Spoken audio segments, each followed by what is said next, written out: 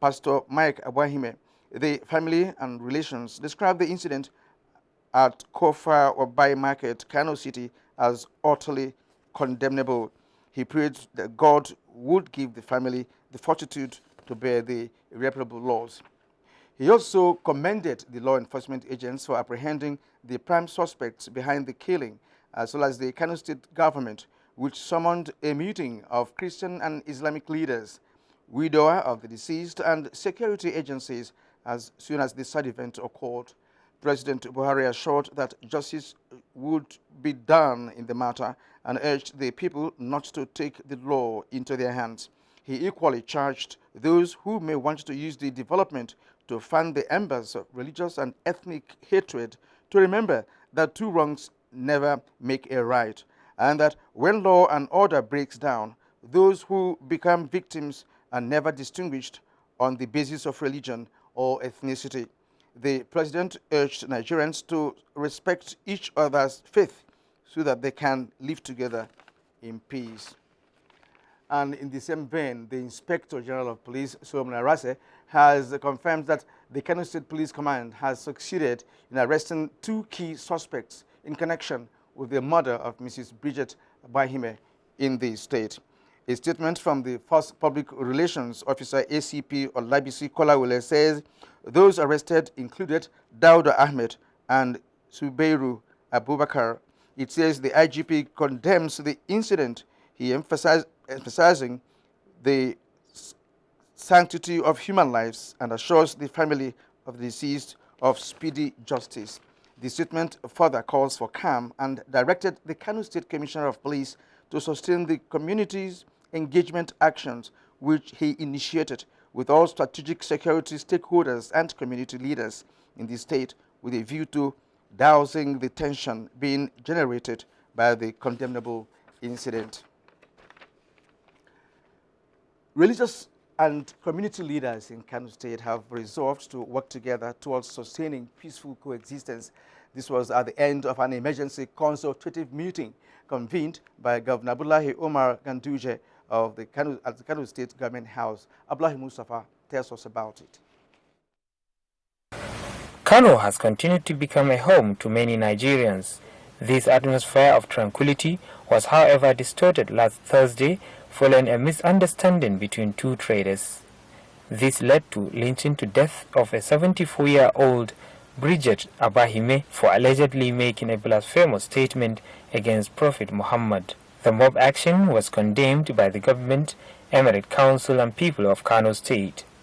Their position came at the end of an emergency consultative meeting convened by Governor Abdullahi Umar Ganduje. We have all agreed that the 74-year-old woman was killed illegally, unjustly, and without her fault. Such a thing like this had never happened before with any governor, as far as I know. So I'm happy for these resolutions, the conclusions. The Christian body is satisfied. And I want to commend the security agents on the role they played by at least what we have had today, that the principal suspect has been arrested. They all agreed to work together towards educating their followers on the need to be law-abiding and respect one another. In Kano, Abdullahi Mustafa, NTA News. On the way from the Kano incident, the Defense Headquarters has advised members of the public, especially the Muslim community, to be watchful during the Ramadan period as terrorist groups are planning deadly attacks during this season. A statement by the Acting Director of Defense Information, Brigadier General Rabi Abubakar, indicates that this is not to create panic, as security agencies are fully prepared to provide adequate security in places of worship. The statement adds that the Defense Headquarters has intensified efforts to eliminate and secure the threats to the Nigerian state. The Nigerian Supreme Council for Islamic Affairs, under the leadership of its president, the Sultan of Sokoto, Alhaji Muhammad Saad Abubakar III, has advised Muslims to commence the search for the crescent of Ramadan on Sunday, 5th June 2016, equivalent to 29th Shaban 1437 Act. A statement signed by the Secretary General, Professor Ishak Oloyede, noted that if the crescent is sighted Sunday night, the President General and Sultan of Sokoto should be contacted to declare the commencement of the Ramadan fast. Accordingly, all established and traditional Islamic leaders in each locality, members of the National Moon Sighting Committee, can be contacted on the numbers being displayed. The statement called on Muslims to seize the opportunity of the Ramadan fast to pray for the country's leadership, both religious, traditional, and political, so that the nation can be properly guided to greater development. Commander, Nigerian Navy Ship Warri, Commodore Rami Mohammed, has charged the Odumodi and Ogola communities in Burutu local government area of Delta State to fish out the perpetrators behind the attack on Shell Oil Export Terminal at Forcados. He was speaking during a visit to assess the extent of damage on the oil facilities. Stephen Lonai Nwokolo reports. Navy Commodore Mohammed, who expressed displeasure over the attack on the 48 inches export share pipeline, warned members of the Odumodi and Ogulaha communities in Burutu local government area of Delta State to produce the perpetrators of the attack or risk restriction of movement by the Navy personnel. He pointed out that it is not possible for an outsider to carry out such attack without the knowledge of the community members. They pledge that they will not allow such things to happen again, and that they are going to be extra vigilant to give us information. And for this to have happened again, it shows that they have not lived up to their responsibility. It's a 48-inch pipeline, and it's not something that somebody will just easily cut, except with the force. Leaders of the two communities pledged support to the Navy in its fight against vandalism of oil facilities in their communities. If we have any information to whatever that led to incidents like this, we will not hide them. If somebody has come in to destroy somebody, things, if we know, we pass the information to ZTF. Shell Oil Export Terminal was attacked last Thursday by the Niger Delta Avengers from the Forcados in Burutu local government area of Delta State. Steve Lona Nwokolo, NTA News. Minister of Labour and Employment, Dr. Chris Ngige, has resolved the lingering industrial dispute in the Federal Ministry of Health. In a reconciliatory meeting held on Friday, the minister prevailed on labour unions in the ministry to shelve their industrial action and allow the permanent secretary of the ministry, Dr. Amina Shamakai, to return to duty. Similarly, the minister has advocated a review of some previous agreements reached with the Nigerian Medical Association and other labor unions in view of the dwindling national resources, as some of them are unimplementable. The minister stated this position when he met with newly elected executives of the Nigerian Medical Association. The death of legendary American boxer Muhammad Ali Saturday continues to generate reactions from many who described the pugilist as the finest athlete of his time. Sports correspondent Ayodeji Makinda has a very special report on this legend. I'll whoop any man in the world, and I want everybody out there on TV to know it. I am the greatest. Tributes have continued to pour in around the world following the death of boxing great Muhammad Ali, who died Saturday, 4th June 2016 in Arizona, United States at the age of 74. Born as Cassius Marcellus Clay, Ali began his journey to stardom by winning gold in the light heavyweight division of the 1960 Rome Olympics. His professional boxing career, which lasted 29th October 1960 to 11th December 1981, produced the high point of sporting activities of the 20th century, with the American claiming 3 world heavyweight titles in the process. Having upset the odds by knocking out Sonny Liston to claim his maiden world title, Ali was stripped of his belt for refusing to fight with the United States Army in Vietnam. He would later win his suit against the United States government and produced one of the epochal moments of the 20th century.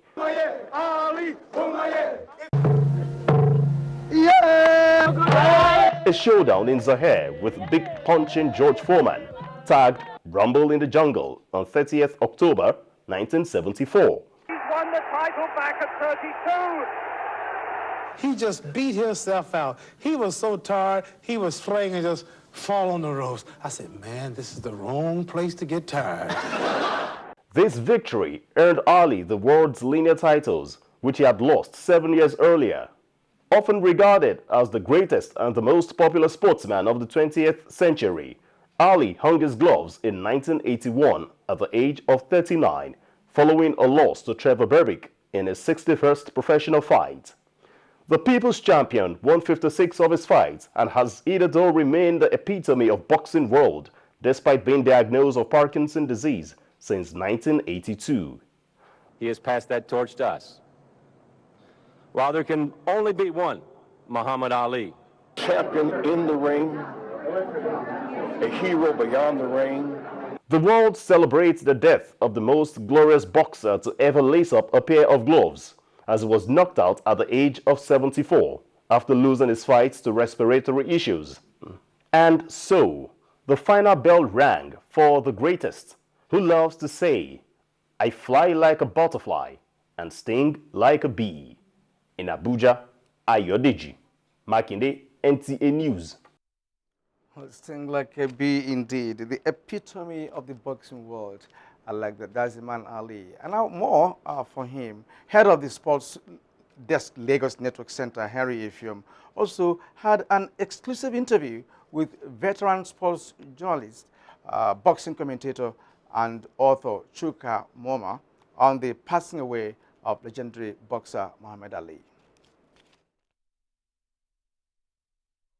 What loss is this to boxing and sport in general? Well, it's a massive loss. It's a monumental loss. In fact, the only thing that alleviates it, if you say so, was the fact that he's been sick. You know, he's been fighting a deadly ailment like Parkinson's syndrome, Parkinson's disease, since his very late 30s. But for what he brought to the world of sports, the beauty, the color, the dash, the excitement, it was, as I said, a monumental loss. I mean, sports, I doubt that sports will see the like of Muhammad Ali again. Can you say he set the standards for true and great champions in the area of boxing? Yes, he did, because not just boxing, but in fact all sports. Ali was a marketing genius. As a fighter, he was complete. He had probably the sturdiest chin in the history of boxing. His chin was certainly sturdier than Joe Louis and a couple of others, Floyd Patterson. Then his speed of hands and feet. He was as fast as a middleweight, faster than middleweights. And that has always been my yardstick when talking about his greatness. So at what point would you say Ali acquired that legendary status? I think he became a legend. As a fighter, he had done so well. Well, you know, he won the heavyweight title 3 times. Then a record, you know, he was the second youngest man, second to Floyd Patterson to win the heavyweight title. He defended it so many times. And in fact, were it not for the years of his exile, he may never have been beaten. As a fighter, he was great, he was complete. But what made him a legend were the roles he played outside of boxing.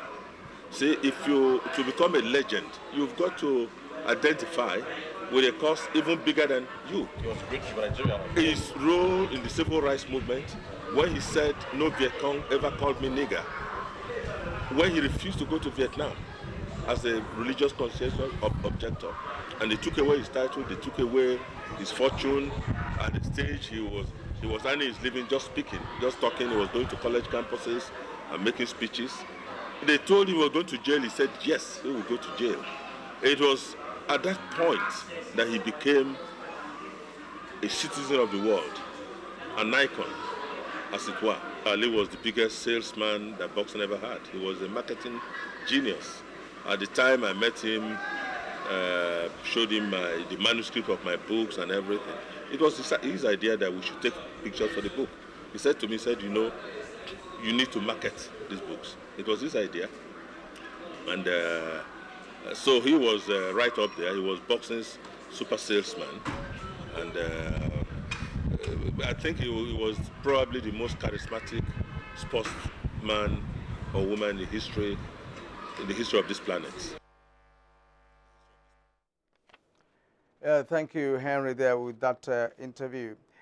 Now to the business of the day. It has been said that agriculture is underperforming in many developing countries, mainly because women who constitute a large chunk of the agricultural workforce lack the resources and opportunities they need to make the most productive use of their time.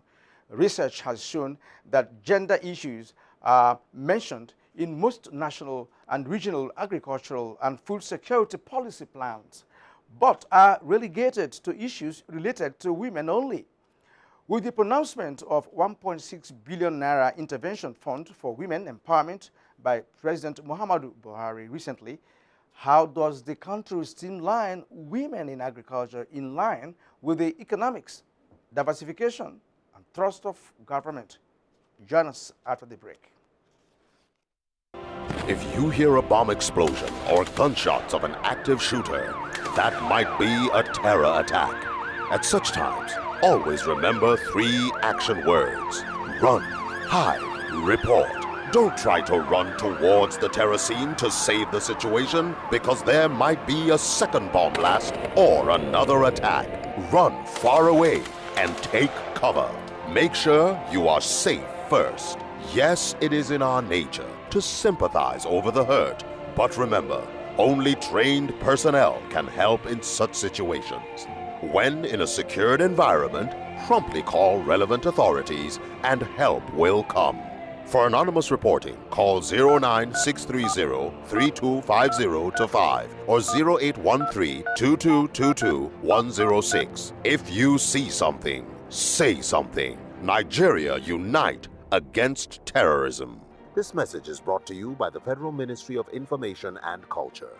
The National Assembly Joint Committee on Capital Markets and Institutions, in conjunction with the Security and Exchange Commission and other stakeholders in the capital markets, wish to invite the general public to a 2-day forum theme, realizing the full potential of the Nigerian economy through proactive capital market legislation. Special guest of honor, His Excellency Professor Yemi Osibajo, GCON, Vice President, Federal Republic of Nigeria. Chairman of the occasion, Dr. Aliko Dangote, GCON, President, Dangote Group. Co-chairman of the occasion, Aiboji AIG Imokwede, CON, President of Council, Nigerian Stock Exchange. Guest speakers: Muriu Gwazo, Director General, Security and Exchange Commission; Oscar Uyema, CEO, the Nigerian Stock Exchange; Ben Makriwane, CEO, Financial Derivatives Company Limited; Tony Lumelu, Chairman, Hares Holdings; Andrew Roberts, international legal experts, as well as other national and international speakers. Chief host, Dr. Bukola Saraki, President of the Nigerian Senate, and Right Honorable Yakubu Dogara, Speaker, House of Representatives. 24 state governors are expected to be in attendance. Date: Monday 6th and Tuesday 7th June 2016. Venue: NAF Conference Center and Suite, Plot 496, Amodu Bello Way, Kano, Abuja. Announcer: National Assembly Joint Committee on Capital Markets and Institutions. Attendance is strictly by invitation. The eyes have it. The Nigerian Television Authority, NTA, through its subsidiary, TV Enterprises, in partnership with Towers International Limited, will host the 3rd NTA Business Investment Forum and Exhibition on harnessing and optimizing Nigerians' natural resources through direct foreign investment, an opportunity to synergize our business relationship, strengthen diplomatic ties, exchange values and resources. We constitute an investment-friendly environment, exhibit our natural resources to global community. Date: 26th to 29th of July 2016. Venue: Washington, D.C., United States of America. Potential CEO of organizations like Google, Apple, Facebook, Amazon, Ebony, IMF, Venture Capitalist Fund, Import-Export Bank of USA, and many more will be participating on this business investment forum. For sponsorship opportunities and participation, call NTA TV Enterprise, exposing Nigeria's rich potentials to the world. Always. We have lived together as brothers and sisters since long time in Muriva, without no mind that we have spoken different languages and celebration our cultural and diversity.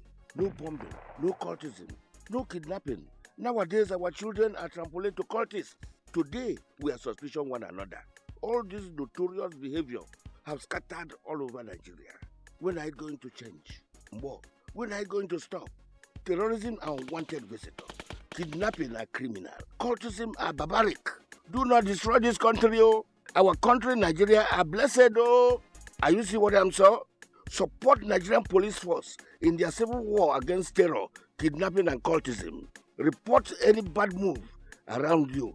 See and does not talk, I kill old age. And to hear and does not behavior, I kill small picking. All of us have the duty of building Nigeria free of crime that are our dream. This message is from the Nigeria Police Force.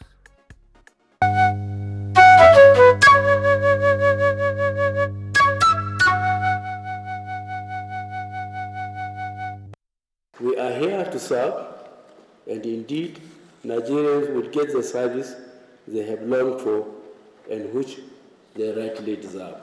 The leader today that we have in Nigeria is one the world has been waiting for. Nigeria is seen in a new and a different, very positive light. With what President Muhammadu Buhari is doing, our economy will be strong and resilient to withstand the shocks. He wants the best for this nation. We want the best for this nation.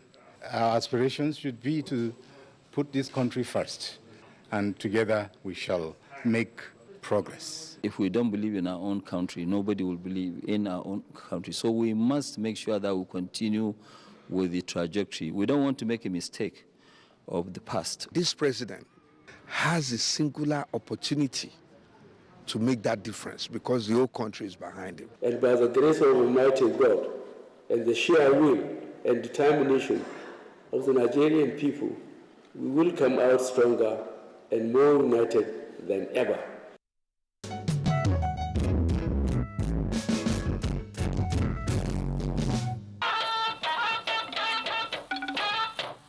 Well, we thank you for staying with us on Weekend File tonight. Women's contribution to agricultural, rural, and economic development is put at over 70% when compared to their male counterpart, despite the social and cultural challenges. Investigations show that women participate largely in crop production, processing, and marketing farm produce. Agriculture correspondent Musa Babali takes a look at the role of women in agriculture in Nigeria. In developing nations like Nigeria, women are the backbone of development of rural and national economies. Investigations show that the women participate largely in crop production, processing and marketing of farm produce. Fatima Abubakar and Phoebe Yohana are the breadwinner of their family. They produce over 200 bags of beans, groundnut and rice annually. Despite the important roles of women like Fatima and Phoebe play in agricultural economies, the women folk benefit little from their labor. I need throttle now. No money. Yes, chemical if government will help us with it. Access to land, loan facility, input and implements are some of their challenges. Real farming, animal farming, whichever type of farming, you find women the highest participated, they are the highest in participation. But then, even in terms of loan, when the loan comes, because we do not have collateral, sometimes they don't consider us for such loans. They don't consider us for land. The basic challenge is infrastructure. A lot of these farmlands don't have access road. And if we are talking about all year round farming, some of them don't have irrigation facilities. Men can drive motorcycles to their farmland, they can drive keke, manage it, but a woman cannot do that.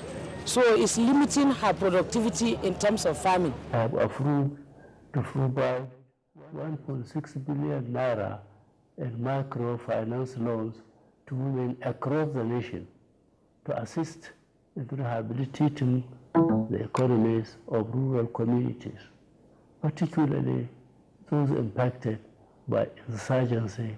The ongoing land reforms in the country are expected to further strengthen women's participation in economic growth of the country. In Abuja, Musa Baba Aliyu, NTA News. Thank you, Musa Baba Aliyu. Hamza Musa Makrafi met some of the farmers in action who shared their thoughts on challenges and high expectations for initiatives to work on sustainable growth in the agricultural sector and economic empowerment of women. Lydia Kasa is a woman of many parts, a wife, mother, and typical hard-working rural farmer.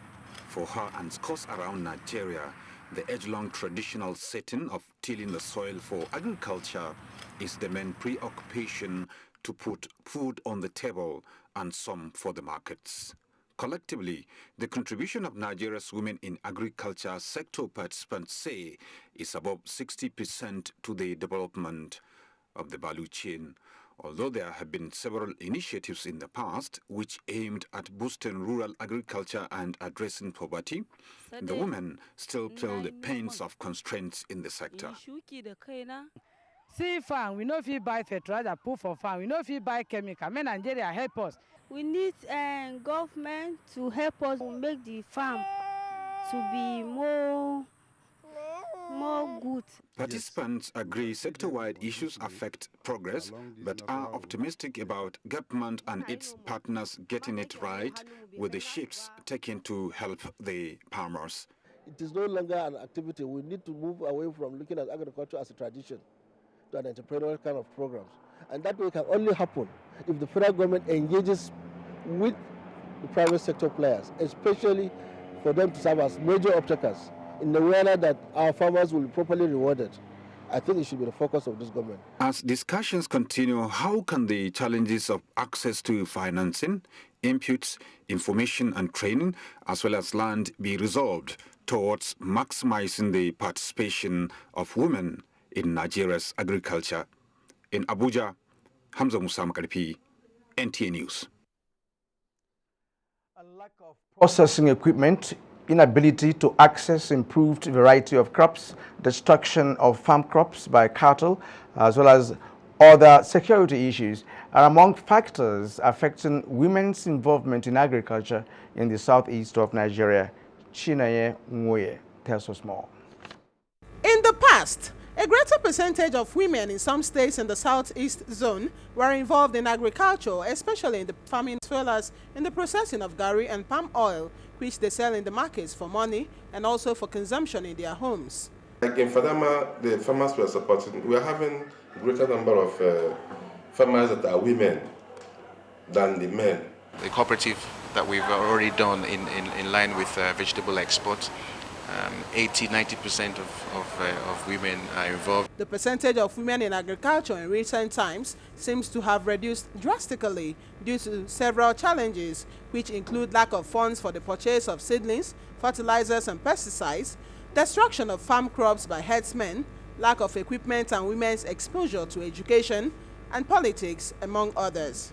To go look person farm finish, then go carry the cow, come there. Come eat all the things when it's dead there.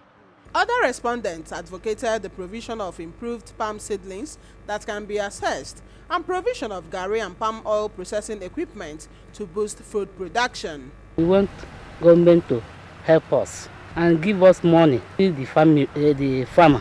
On the way forward to ensure food security and actualize government's plans of diversifying the nation's economy through agriculture, stakeholders say government should provide ranches for cattle grazing, adequate land for farming, and also provide the needed agricultural facilities. In Enugu, Chinaye Nwoye, NTA Weekend File. Thank you, Chinaye. Momso Damian Dati now updates us on the situation in Niger State. In Niger State, women are known to be crucial actors in virtually every aspect of agricultural production, from farming, planting, harvesting, and processing. However, a larger percentage of the women are more into post-farming activities like processing of melon seeds, bene seeds, moringa leaves to vitality drinks, conversion of diverse grains to cereals. Women in Niger State are into rice. We are into rice farming and rice packaging. Women are also into yam, also into maize. Also very common is the processing of cassava flakes, otherwise known as gari and flour, for diverse purposes, as well as mass production of shea butter into creams, lotions, oil, and other medicinal or beauty products. We are begging the government to come and see what we are doing here. We used to produce gari well from this place. As Gary processors, we are facing a lot of challenges, like the challenges of not getting a clean environment to process our Gary. There are two major problems. One, finance. Two, market outlets. Niger state government has given a lot of women group a loan to boost their production. Although diverse efforts have been made by Niger State government to encourage and promote the level of women's participation in agriculture, there is yet a big opportunity women require to prove to the world their abilities to sustain economic development. In Mina, Momsode Mendati, NTA News. Gender mainstreaming policies and programs have been identified as panacea for meaningful development in the nation's agricultural sector. Remy Oshin examines the role of women in agriculture. Cassava and oil palm processing are major areas of food processing done by women in the southwest zone, while some are engaged in vegetable, poultry and fish production. They follow their husbands to the farm and at the same time bring the produce, process it, make it ready for market. So I can say they play a lot of economic roles. Some of these activities are done using the traditional methods, which are plagued with various challenges and result in low productivity. We want the government to help us to build our shops in a modern way. Then we want the government to finance us. Unfortunately, they are underreported, they are poorly funded, and that sometimes men even assume some of their own responsibilities on their behalf. How then can women be empowered to strengthen this critical sector of the nation's economy? The government can also help by, helping to maybe have a bill or a kind of law that will enable women to have access to land in Nigeria, irrespective of wherever they come from. Focus should be on granting them opportunities for credit facilities and having access to land too. In the opinion of experts, empowering women in agriculture will bring about desirable changes for equitable development of the society. Kemi Oshin, NTA Weekend File. This is Weekend File. I will thank you for staying with us up to this moment. Let's take another break. How do you explain the unbelievable data mega plans offered by the Glow Data Mart? How do you explain that? 6 gigabytes for 3,000 naira and 9 gigabytes for 4,000 naira and booster plans for when you run short. How can Glow offer TGIF weekend packages of 3 gigabytes for only 500 naira? Well, when you know that Glow submarine cable pours out 2.4 terabytes of world-class bandwidth into West Africa every second, seamlessly connecting into Glow's fiber optic network, offering the best customer service to almost every individual, every family, institution, and business. It all suddenly makes sense, doesn't it? Get Glow's new bumper offers for 5 gigabytes for just 2,500 naira and 9 gigabytes for just 4,000 naira. Add an additional 1 gigabyte to your existing data plan for 500 naira. Dial star 777 hash to choose an attractive data plan. The largest data network. Glow Unlimited. Nigerians, our fearless officers and men of the Nigerian military are winning the war against Boko Haram. Today, all occupied territories have been recovered and Boko Haram has been degraded. Our affected brothers and sisters are getting their lives back. However, they are now after you and me. In our mosques, churches, schools, motor parks, markets, entertainment centers, and public gatherings. Be vigilant. Be security conscious. Report suspicious persons, objects, and movements to the police and other security agencies. The security of our nation is a duty for you and me.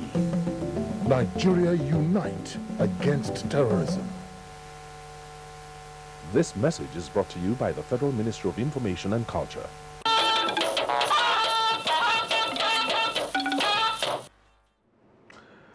Once again, thanks for staying with us and welcome back as we move into the discussion segment of the program. My guest tonight is in our Kaduna Network Center. She is Dr. Aisha Abdulkadir, a senior lecturer in the Department of Soil Services Institute for Agricultural Research, Ahmadu Bello University, Zaria. She is going to be a special guest tonight on Weekend File. Hello, Dr. Abdul Qadir. I hope you can hear me clearly. Thank you. Yes, thank you. Thank you. Yes, thank you. Okay, thank you indeed for joining us tonight on the program. I'm sure you have watched some of the, all the reports that came from different parts of the country, most of which, of course, share the common reasons for, the women lagging behind, despite the fact that they are contributing immensely in this sector. Now, it has been established that women participate in the entire agricultural value chain. So why are they still lagging behind in this sector, in your opinion? Nigerian, before I quickly answer your question, I would like to make a little correction. I'm from the Department of Soil Science from Ahmadu Bello University, Zaria. Then looking at the report, I saw the women, and I became very proud of them. I became very emotional because I saw women that are striving for a livelihood, women that are very hardworking. And we know that women give more than 90% or around 90% of their income to take care of their families. So we still wonder why, with this percentage of women that participate in the workforce of Nigeria and contributing significantly to the GDP, but still we are not having much recognition or much impact in what we are doing.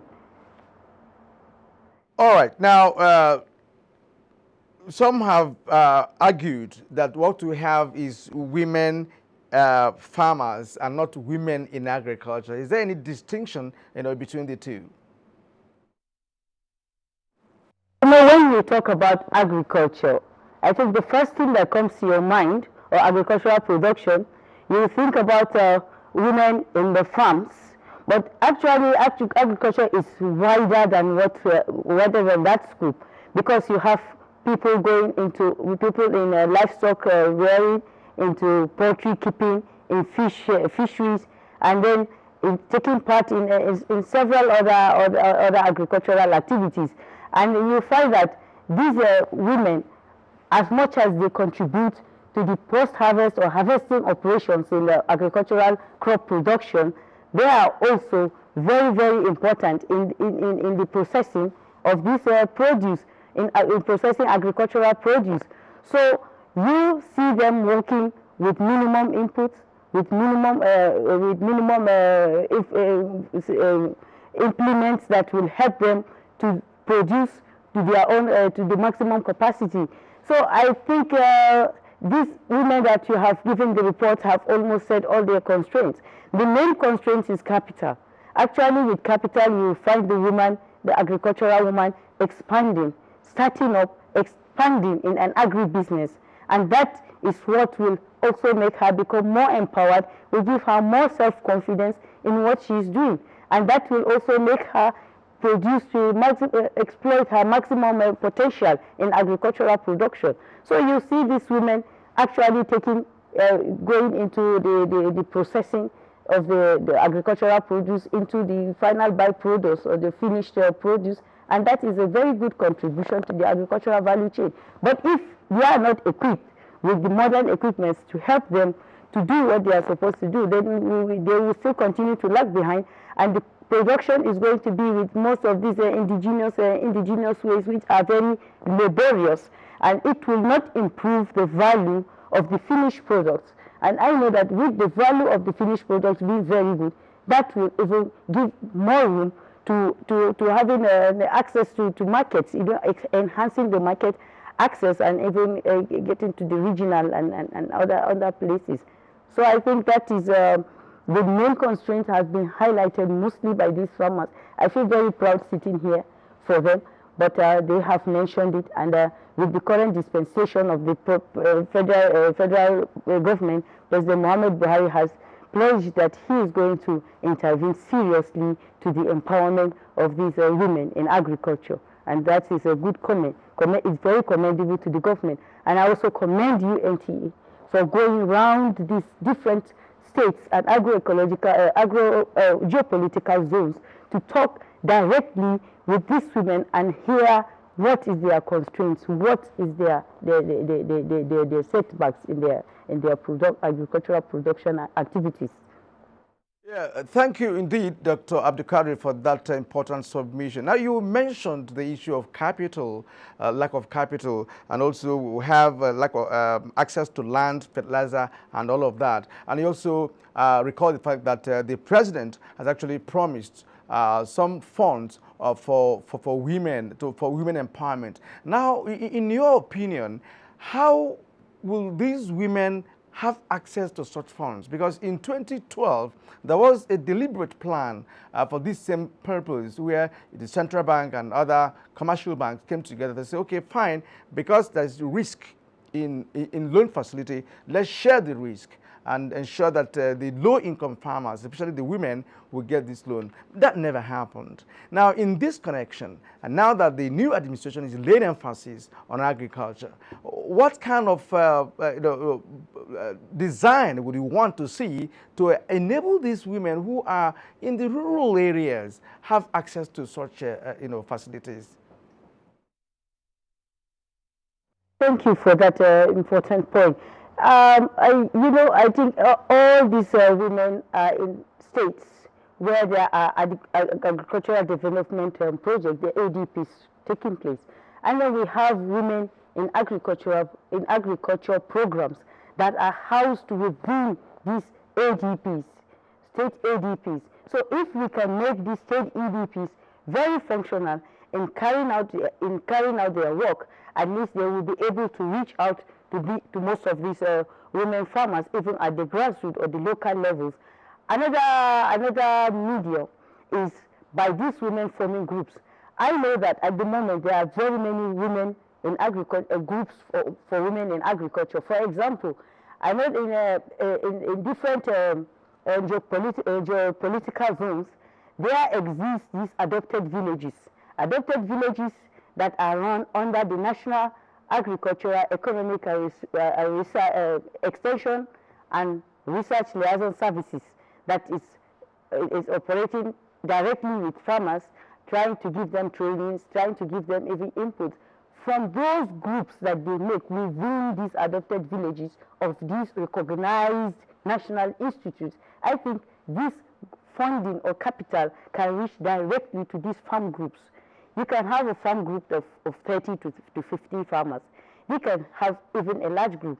And at the moment, they still have tried to get some access from microfinance banks of loans from these big groups. So I think if these kind of institutes, our state level ADPs can be reached, you can reach directly these women organizations or women groups that can have access to the capital to lift up the agri-businesses or entrepreneurship. All right. Now, it has been alleged also that the agricultural research and extension services are tailored towards men. Is that true? I can't say that it is tailored towards men, because for each of these different adopted villages I mentioned, you have three main groups of farmers. You have the male farmers groups, you have the women farmers groups, and you have the youth groups. So within this, there are different activities that goes on within these adopted villages, which you can target directly the women groups through this through the services rendered by these NRLs. So I don't think that they are just tailored towards women. The major, or one of the major constraints the woman in agriculture faces is actually the lack of access to credit facilities. This is basically because of the burden. They are overburdened with the negativities of tradition or culture or the social negativities that always looks down on the woman. The woman doesn't have the right to possess land. The woman doesn't have the right to possess some farm inputs because they feel that she doesn't have the strength or the power to do that. But I saw these women, they are very strong women, trying to strive for a livelihood. So I think that these programs in the NAR, the National Agricultural Extension and Research Liaison Services are not just tailored towards men. Because when you look deep into what they are doing, you will find out that they are doing some, they give entrepreneurship trainings on different agribusiness and processing, and even some of those business and some of those professions that are not linked to agri, like tie and dye, and you find them actually they have tailored activities towards this training. So I will not completely say that they are tailored just towards men. They target both men, they target men, women, and youth all together.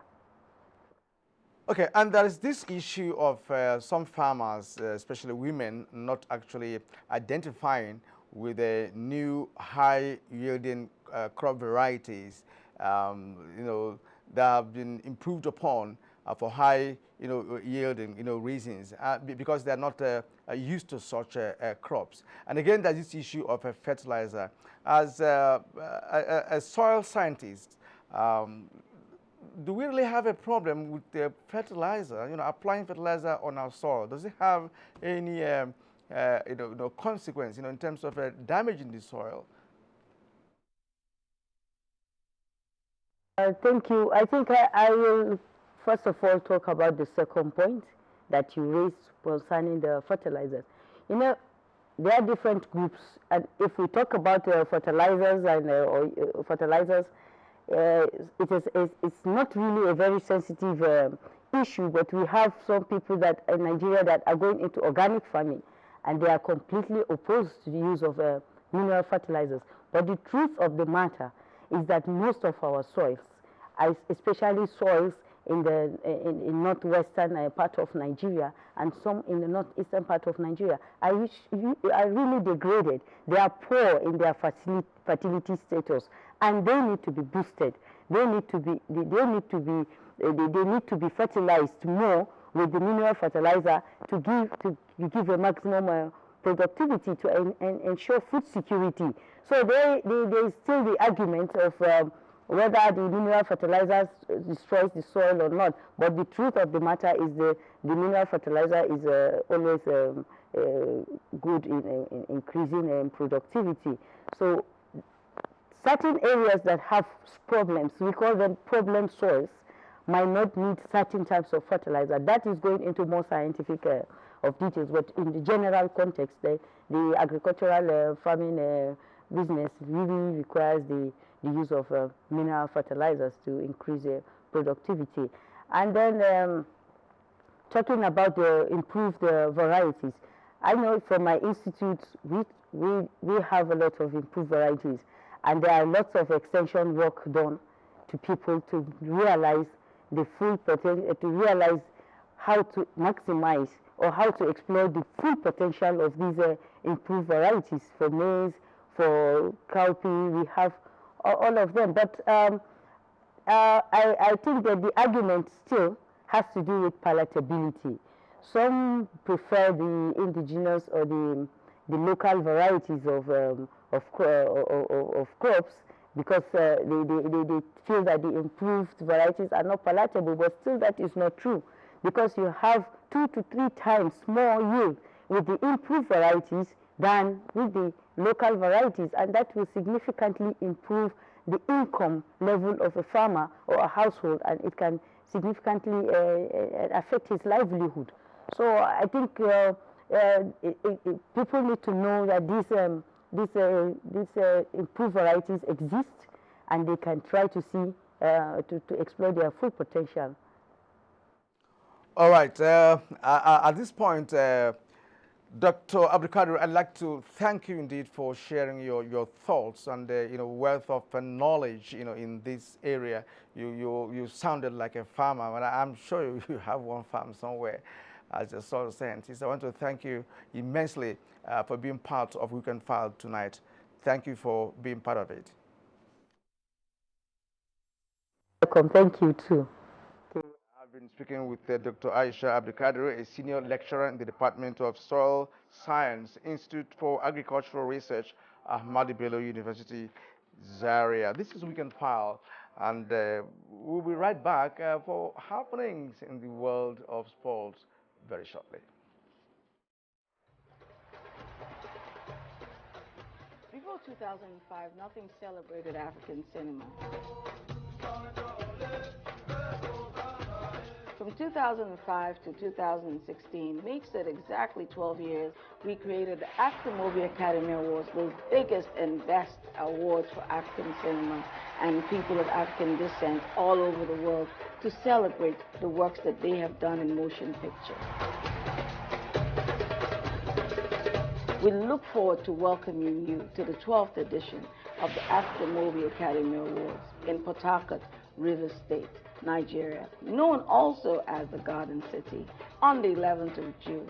There is no other place to be. African Movie Academy Award, AMA, welcomes you to Port Harcourt, the Garden City, June 11th, 2016. You're welcome.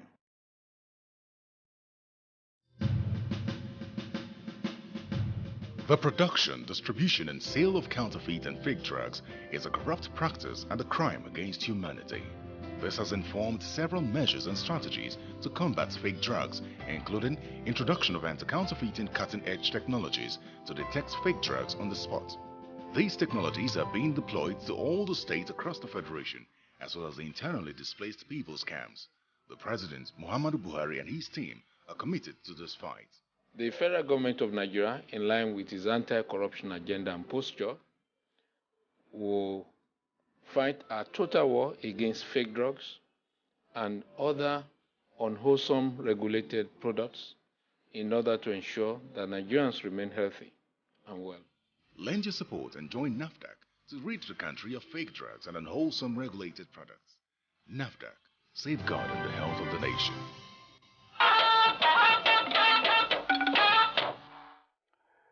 22-year-old Spaniard Gavian Muguruza produced a sterling performance to clinch a maiden Grand Slam title with a 7-5, 6-4 victory over top seed Serena Williams in the women's final Saturday.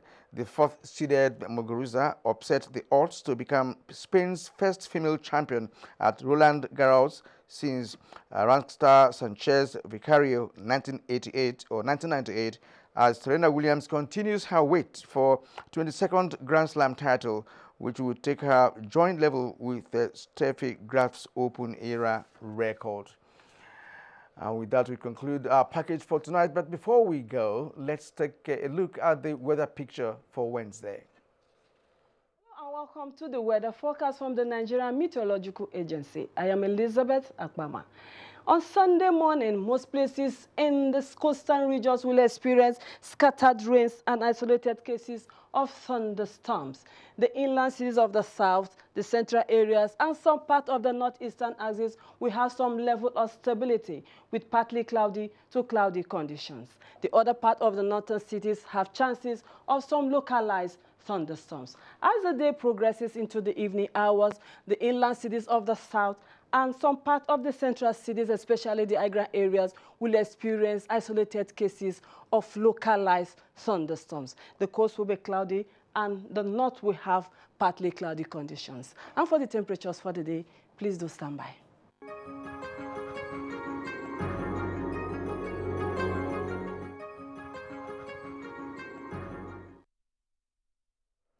Yeah, it's tomorrow's weather actually, and not Wednesday as earlier announced. And that's how we conclude our show for tonight. Thank you for being part of it. And on behalf of the operational crew, from me, it's good night.